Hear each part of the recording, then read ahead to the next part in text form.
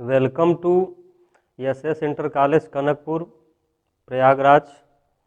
I have presented to teach you online classes.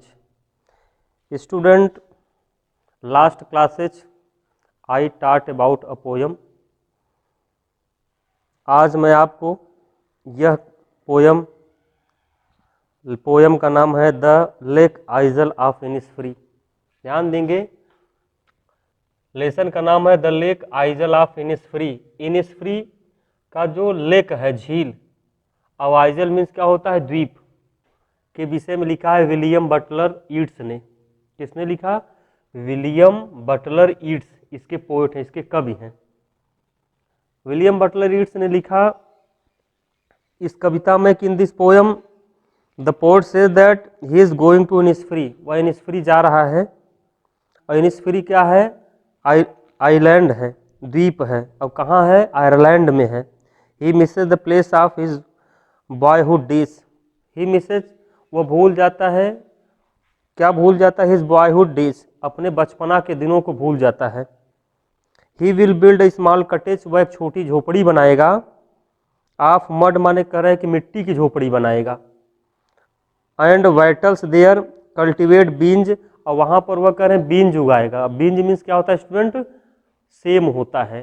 Same को उगाएगा. And have beehive, और कह रहे हैं उस पर बिहाइव रहेंगे, अर्थात छत्ते रहेंगे मधुमक्खियों के. Live alone in the glade aloud, और वह वहाँ पर कह रहे हैं बिल्कुल अकेला रहेगा, प्रसन्नता से रहेगा. विथ द साउंड ऑफ बीज, अर्थात कह रहे हैं मक्खियों की भनभनाहट को सुनेगा. He will have some peace there, और कह रहे वहाँ पे शांति भी होगी. जिस द्वीप पर, जिस टापू पर वह अपनी झोपड़ी को माने कहा तैयार करेगा, वहाँ पे शांति हो. He will enjoy the beauty of nature. वह प्रकृति की सुंदरता का आनंद लेगा वहाँ.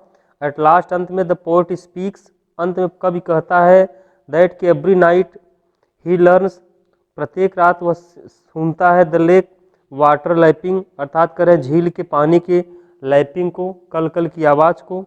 विथ लो साउंड, जो धीमी आवाज़ हो. बाय द शोर माने समुद्र के किनारे. Even though he lives in A city, यद्यपि वो शहर में रहता है. विद द क्राउडेड रोड्स, यद्यपि कह रहे हैं कि जो सड़क है वो भीड़ से भरी हुई है. और he is drawn to the rural sounds of Innisfree. वह कह रहे हैं कि इनिस्फ्री की आवाज़, जो ग्रामीण क्षेत्र का आवाज़ है, वहाँ पर उसको आकर्षित करता है.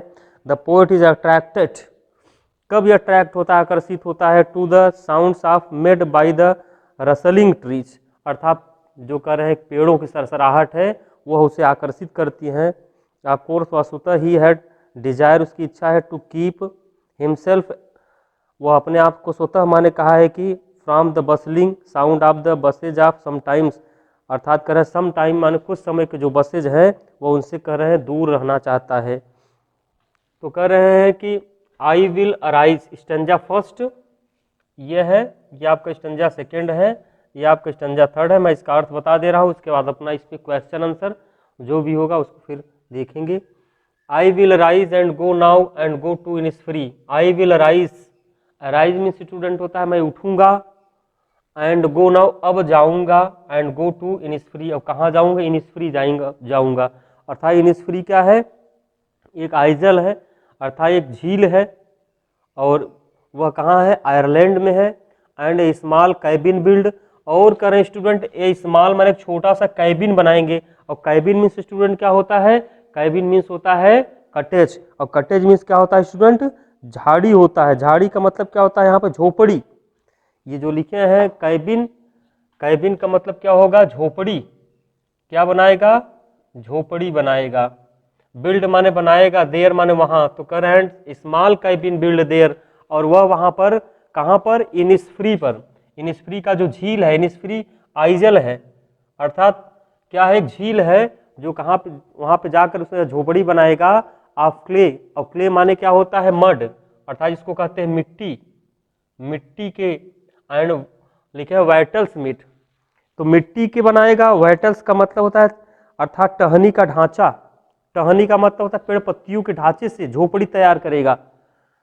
और करें कि 9 बीन रोज, और बीन माने होता है सेम, रोज में पंक्तियां, अर्थात कह रहे हैं कि सेम की पंक्तियां भी रहेंगी आई विल हैव देयर, मैं वहाँ पे लगाऊंगा, रखूंगा, अर्थात उनको शो करूंगा, बोऊंगा। ए हाइव रहेगा, हाइव, हाइव मीन्स क्या होता है, मधुमक्खियों का छत्ता।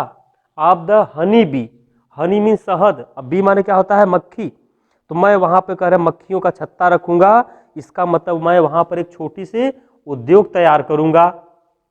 कवि महोदय ने कहा कि मैं अब उठूंगा और जागूंगा और निष्फ्री पहुंचूंगा, वहां मिट्टी और पेड़ों की शाखाओं से एक छोटी कुटीर बनाऊंगा। कुटीर का मतलब एक झोपड़ी तैयार करूंगा, इसलिए यहाँ पे कह रहे हैं and nine bean rows will I have there, I have for the honey bee and live alone in the bee loud glade.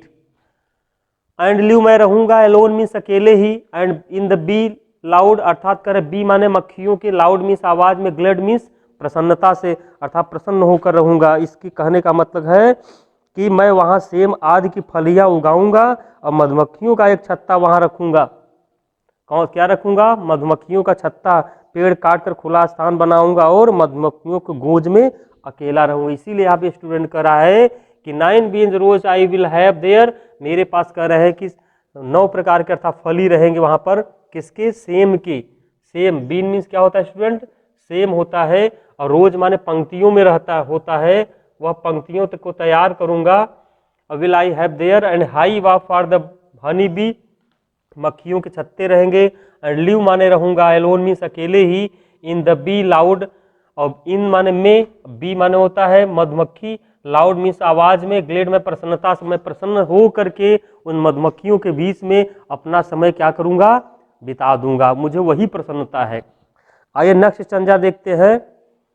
And I shall have some peace there for peace comes dropping slow, dropping from the wheels of morning to where the cricket sings, there midnights all a glimmer and noon a purple glow and evenings full of the linnets wings, and I shall have some peace, और मेरे पास भी क्या होगा, एक शांति होगी, and माने और, आई shall have some piece, कुछ शांति होगी, देयर मीन्स वहाँ, फॉर पीस कम्स शांति आएगी, और ड्रॉपिंग स्लो जो ड्रॉप करेगी, गिराएगी, धीरे धीरे होगी, और तो यहाँ पे कह रहे हैं कि मुझे कुछ क्या होगी, प्रसन्नता होगी, मुझे कुछ खुशी होगी, मुझे वहाँ कुछ शांति प्राप्त होगी। स्टूडेंट यहाँ पे जो कहे हैं कि आई शैल हैव सम पीस, अर्थात मेरे पास होगी, क्योंकि शैल हैव विल हैव जो है आपका यूज है एक प्रकार से, जैसे हैव का प्रयोग पास के अर्थ में होता है, हैड का भी प्रयोग पास के अर्थ में होता है, वैसे फ्यूचर टेंस में क्या होगा, शैल हैव और विल हैव का प्रयोग होता है। And I shall have some peace, मुझे शांति होगी, there for peace comes dropping slow, और धीरे धीरे वहाँ पे शांति भी आएगी, इसीलिए कह रहे हैं कि मुझे वहाँ कुछ शांति प्राप्त होगी। प्रातः काल वहाँ प्रकाश से शांति उतरती है, और जहाँ झाड़ियों में झींगुर गाते हैं वहाँ छितरा जाती है, इसीलिए कह रहे हैं ड्रॉपिंग फ्रॉम द, गिर जाते हैं, व्हील्स ऑफ द मॉर्निंग अर्थात सुबह में, to where the cricket sings, और जहाँ पे करें क्रिकेट, और क्रिकेट मीन्स स्टूडेंट क्या होता है, झींगुर, क्रिकेट मीन्स क्या होता है स्टूडेंट, झींगुर, करें जहाँ पे झींगुर क्या करते हैं, गाते हैं। There mid nights all A glimmer, वहाँ पे करें अर्धरात्र में, मिड नाइट मीन्स स्टूडेंट क्या होता है, अर्धरात्रि, तो कह रहे हैं कि जहाँ पर अर्धरात्र में, मिडनाइट का मतलब अर्धरात्रि होता है, और ग्लीमर का मतलब होता है, ग्लीमर का मतलब होता है टिमटिमाना, चमकना। क्या चमकना, अर्थात कह रहे हैं कि जो तारों के चमकने होते हैं, तो कह रहे हैं चमकते हैं किस प्रकार से, देयर मिडनाइट ऑल ग्लीमर, चमकते हैं, नून माने दोपहर में, पर्पल ग्लो और बैगनी रंग का चमक होता है, एंड इवनिंग्स और शाम को, फुल ऑफ द लिनेट्स विंग्स, और शाम को कह रहे जो लिनेट पक्षियां हैं उनके पंखों का माने कहा है कि एक लिनेट माने होता है छोटी चिड़िया होता है, लिनेट नामक एक छोटी भूरी चिड़िया होती है। लिनेट क्या होती है, एक छोटी चिड़िया जो कैसी होती है, वह भूरी होती है। तो वो कह रहे हैं कि जहाँ झाड़ियों में झिंगुर गाते वहाँ छितरा जाती है, और वहाँ आधी रात के समय प्रकाश टिमटिमाता रहता है। क्या टिमटिमाता रहता है, प्रकाश, और दोपहर की बैगनी रंग की रोशनी दिखाई पड़ती है। शाम के समय आकाश उड़ते हुए लिनेट पक्षियों से भर जाता है। कौन भर जाता है? आसमान। किससे भर जाता है? लिनेट, जो भूरी पक्षियां होती हैं वह शाम के समय कर रहे कि भूरी पक्षियों से अर्थात लिनेट से क्या होता है? भर जाता है। अर्थात कर रहे शाम के समय ऐसा होता है क्योंकि पंछियां जो है शाम के समय जब सूर्य अस्त होने वाला होता है तो ऐसा आसमान में दिखाई देती है, सब अपने अपने कहा घर की ओर प्रस्थान करते हैं, अपने अपने घोंसलों में अपने प्रस्थान को सब चले जाते हैं। नेक्स्ट में कहें आई will arise and go now for always night and day, I hear the lake water lapping with low sounds by the shore while I stand on the road, we are on the pavements grey, I hear it in the deep heart's care, I will arise, arise means मैं उठूंगा, and go now अब मैं चलूंगा, मैं उठूंगा मैं चलूंगा, for always सदैव के लिए, night and day मैं सदैव रात दिन चलूंगा, मैंने अपने काम में अनवरत लगा रहूंगा। आई हियर मैं सुनूंगा द लेक वाटर लैपिंग अर्थात झील के पानी जो लैप करते हैं, कल कल की आवाज करते रहते हैं, विथ स्लो साउंड्स और धीमी धीमी आवाज होती है, बाय द शोर अर्थात समुद्र तट पर मैं उनकी आवाजों को सुनूंगा। वाइल आई स्टैंड जबकि मैं खड़ा रहूंगा, ऑन द रोड वे अर्थात कर रहे सड़क के किनारे, or on the pavements grey, pavements माने पटरियां और ग्रे माने होता है भूरे रंग की, उस पटरियों पे खड़ा रहूंगा।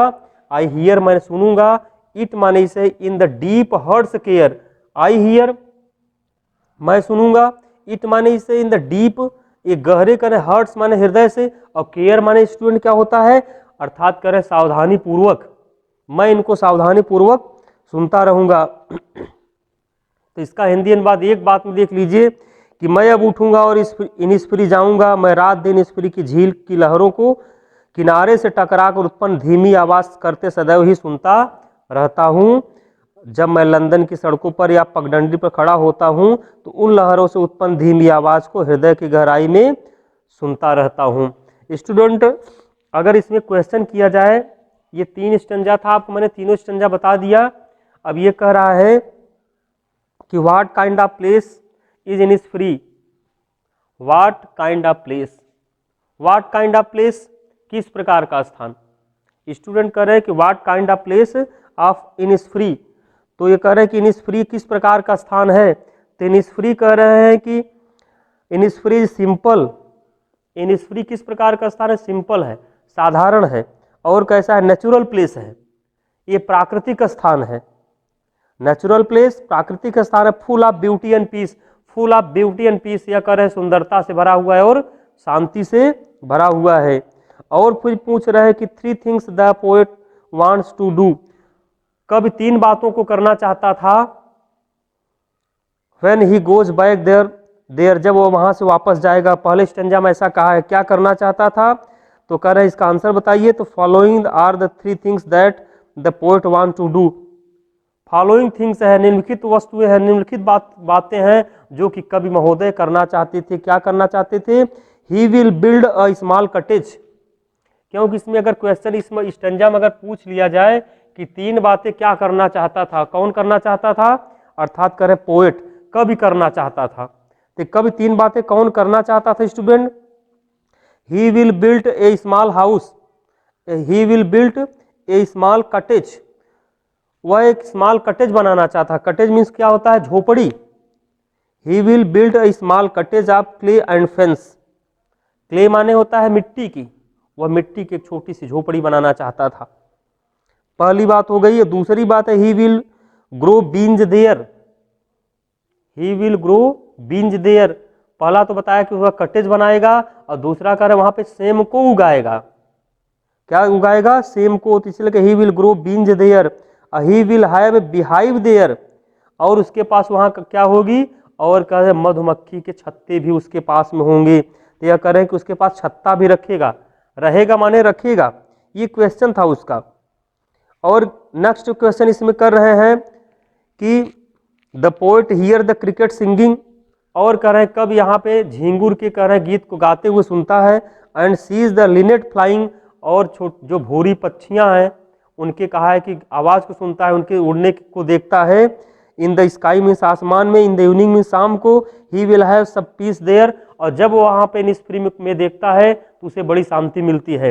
तो स्टूडेंट इसी प्रकार से जैसे मैंने 3 क्वेश्चन निकाल दिया कि वह क्या बनाएगा, वहां पर एक झोपड़ी तैयार करे जिसको यहाँ पे कैबिन दिया गया है, और क्या कर रहा था, एक उसके पास क्या होगा, छत्ता होगा, और क्या करेगा, दूसरी बात तो था बीन्स माने सेम को उगाएगा, और तीसरा क्या है, बिहाइव।